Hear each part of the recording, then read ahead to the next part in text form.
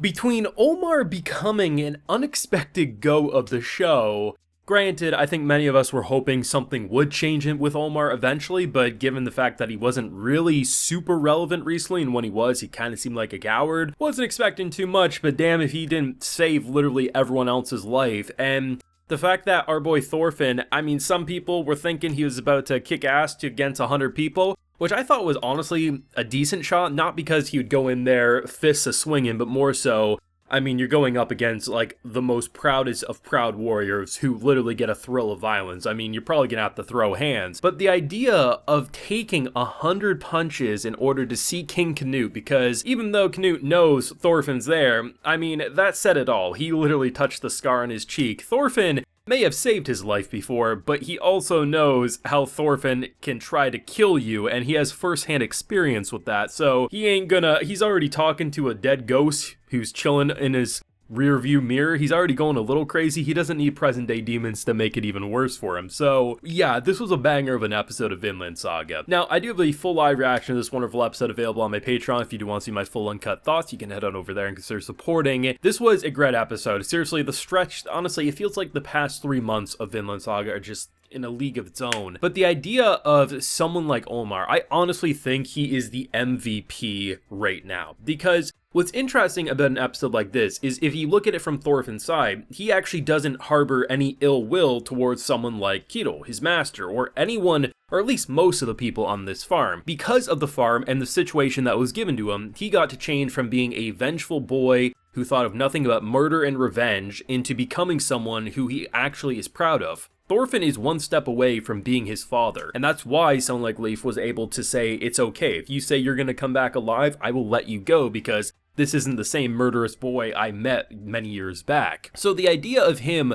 looking at it a lot different is good, because there should be varying opinions of slavery, buying someone and saying you can be free if you work off. But as we also see with people on the battlefield, there's no loyalty. You're literally hanging our debts over our heads, and you're benefiting off of something that no one should, right? There is a lot of complex feelings here, but Thorfinn has every right to believe the reason that this farm should exist for the reasons he stated. But someone like Olmar, I really have to commend, because without him, everyone else would probably be murdered. Because, seriously, the fact that there's a reason Snake begged multiple times, whether when they're on the battlefield about to march to their death or beforehand, he said, please master, just surrender. It sucks, you have every right to feel like you shouldn't lose your stuff, but at the end of the day, we can't win this battle, and at the very least, we'll be able to leave with our lives, and being alive at least gives us another shot to do something different. The fact that someone like Olmar, this entire show since we've known him, has had that drive very similar to early Thorfinn, wanting to be that proud warrior, and having this arrogance that this world breeds, that proud warriors go off and die, and if you die on the battlefield, you did yourself an honor, and it's great to go kill people. But Olmar sees afterwards, after feeling like a coward, after feeling responsible for this whole thing kicking off, because if it wasn't for his stupidity, we wouldn't be invaded. Of course, we know they were looking for an opportunity. If Olmar didn't do it, Thorgil would have been responsible, or Keto would have been responsible. But it doesn't change the fact that this current predicament in its current situation is because Olmar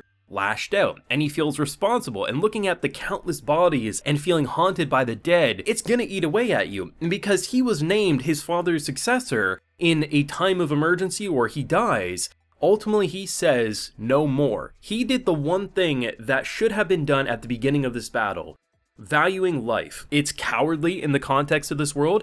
People think that he's just some pathetic boy who is running away from battle, and whether it's his wench of a mother or this proud warrior of a brother, at the end of the day, he said no more. And I think the look, whether it's Gramps, whether it's Snake saying, I won't judge you, it says it all. Because if only we could have done this a couple hours sooner, how many people wouldn't have mothers and fathers dead or dying on the ground, all because we wanted to have this battle that we had no chance of winning if you listen to anyone with a good warrior's head. And that was incredible development. He has such a minor character arc in the grand picture of Vinland Saga, but you can't deny Olmar actually does have one of the most impressive character arcs that we've seen over both seasons, and I don't think that's an exaggeration. Now, Thorfinn, the only thing I saw in the preview for next episode is I saw his face rather beat up, which honestly doesn't really feel like a spoiler given the fact that, I mean, he already took a couple punches and seriously, he's gonna look rather beaten and bruised. Do I think all 100 are gonna happen? Honestly, I'm 50-50 on it because we know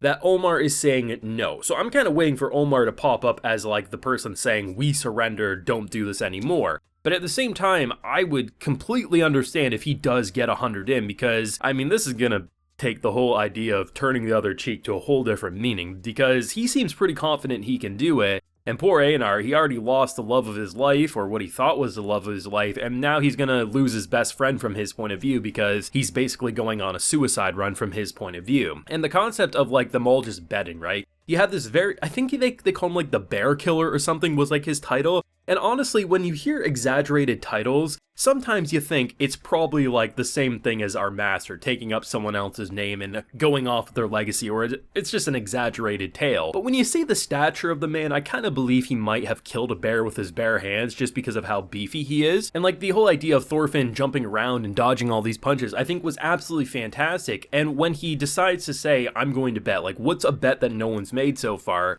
One person had like 99, like you could take on 99, so therefore you had to bet 100. If you can take 100 punches, you'll win. You can go talk to King Cunha.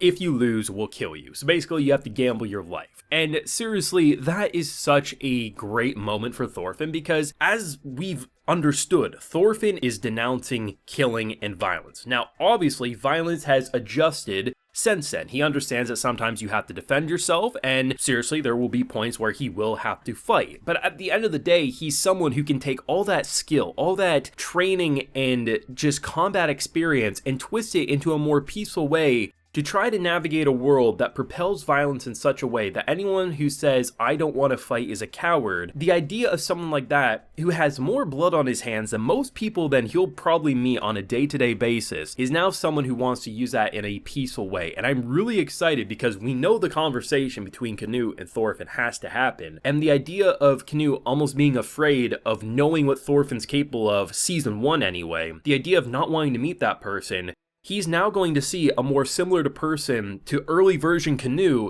than what he used to see in season 1. And the idea of them being polar opposites is going to be an incredibly engaging conversation because they really are two very different people. And I think both are going to see through the other. It'll be interesting because Cunha, despite doing some pretty bad things, whether killing family or just honestly, the boy has more sins than most people right now. The fact remains, he pretty much told the John Vikings to F off. He said, don't go steal homes. We're not here to do this. We're conquering the land. We're taking over it so I can use it for my profits. But these are their homes. Like, we're not going to do that. And he was already pretty upset last episode when the John Vikings almost killed Keto when he gave the order to not do that, to take him alive. So he's already kind of on thin ice with them. But the one thing he seemingly refuses to budge on outside of battle is that my word is law. And right now it seems to be working. But honestly, these are the types of warriors that if they don't taste blood every other hour, it feels like, who knows, they might even try to fight a king just for the thrill of it. Either way, this was an incredible episode. This has been an incredible season. I thought masterpiece of season 1, season 2 combined with it is a completely different type of masterpiece. And whether we wait 3 or 4 years, I don't care. Season 3, I just can't wait to see what they do with that already. But we still have a few more to go in this one, so let's see where it goes. Thoughts, feels yourself down below. Drop a like if you enjoyed. Subscribe if you're new around here. Of course, ring that bell so you can get notified when I upload more Vinland Saga on the channel. And as I mentioned, full live reaction is available on my Patreon if you're interested. And hey, while you're there, you'll also get a video shout out. So today we have Tech Knight, Yuki Ali, Wujan, and Teeny Bopper. So I appreciate the support, everyone. Please take care and have a good one.